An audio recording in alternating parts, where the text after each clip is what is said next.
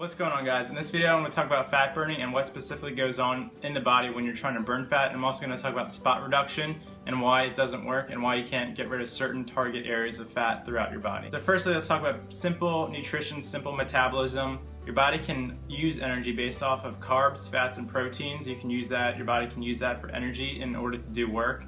And typically it'll resort, no matter what the exercise is, no matter what intensity, it'll typically resort in carbohydrates, using carbohydrates first, so stored glycogen in the muscle and in the liver, and then it'll resort to fats, and then it'll finally resort to protein. So when you're exercising, you have to be able to get your body to that threshold where you're using carbs and stored fatty acids. So let's say you get to that threshold. What actually goes on? How does your body actually get rid of those fat? Well, firstly, your body is going to take the free fatty acid that's stored in the triglyceride wherever it finds it most convenient, and this is largely based on genetics. So for some people it's going to be in the abdominal area, the torso. For some people it's going to be in the arms or legs.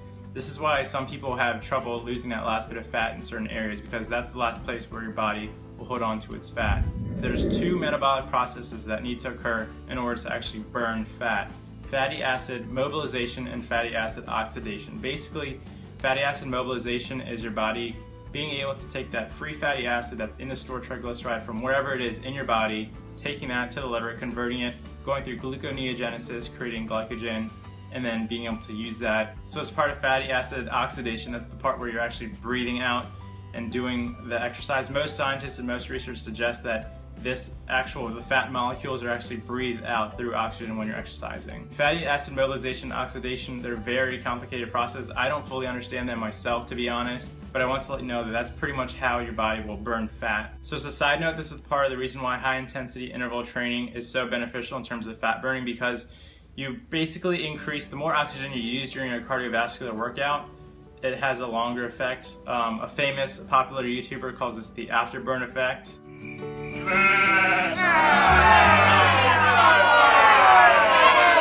Typically during HIIT, you're using something called EPOC. That's a scientific term for the afterburn effect. It stands for excessive post-oxygen consumption, and it basically means that during the workout, you're using a lot of oxygen, and even after you're done working out in that acute 24-hour stage, you're still using a bunch of oxygen. Your body is still metabolizing that fat and still oxidizing that fat, and so you're still quote-unquote burning the fat calories. As a side note, I recently read an article by Dr. Brad Schoenfeld. He's one of the best in the game, best exercise physiologist, muscle physiologist, researchers out there, and he kind of made an interesting article about HIIT versus LISS, or low intensity steady state, or moderate intensity steady state, but I'll get into that in another video. But basically it just shows that HIIT is the most optimal for fat loss. As long as you're not overdoing it and doing it properly, then that is the best way to go generally for fat loss. Some people will see results from MISS or LISS, but generally it's going to be HIIT is your best form of fat loss because of the EPOC effect. Last topic I'm going to touch on is spot reduction. A lot of my clients ask me, how do I lose this little bit of fat right here, or fat in the abdominal area? And I tell them it's basically, that's just how your body is genetically composed to store fat. And what happens is, one of the reasons why your body stores fat in certain places is due to the release of insulin. Whenever you eat a carbohydrate or eat food, your pancreas releases insulin, and that's a good thing. I hate how Dr. Oz says, insulin spikes are bad. Your body's supposed to release insulin because it needs to take that glucose molecule and take it to wherever it needs. Take it to the muscle, you do need fat, take it to some visceral fat for protection for organs. So that's what insulin does. It's a carrier for glucose. But the problem is when you overeat, the insulin will go to areas where you don't want it to go excessively. And one of the reasons why this is typical around the mid-torso, hips, thigh, butt area is because there's a lot of insulin receptor sites in those areas.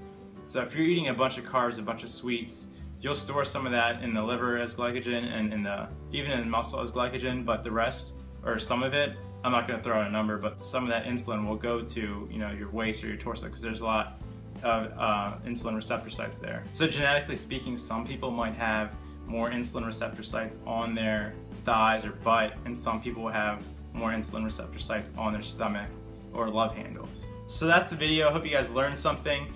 Please go ahead and share this video with someone who doesn't really know about spot reduction or wants to know the science behind why they can't, lose the fat. I feel like a scientific basis is a lot more convincing than a personal trainer telling them that, oh, you need to do more, But go ahead and leave a like, share the video, comment, and subscribe if you're new to the channel. Thank you so much for watching. I'll catch you guys in the next video.